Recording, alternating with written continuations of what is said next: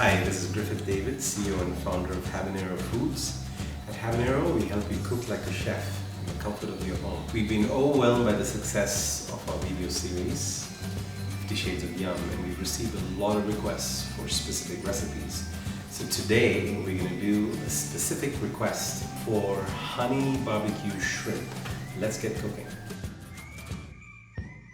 This is typically a recipe that we use on a grill, but since maybe a lot of people don't own grills, we're going to just do it in a normal flame. I've added the barbecue sauce. We're going to add our sriracha, a couple of teaspoons of lemon, a couple of spoons of honey,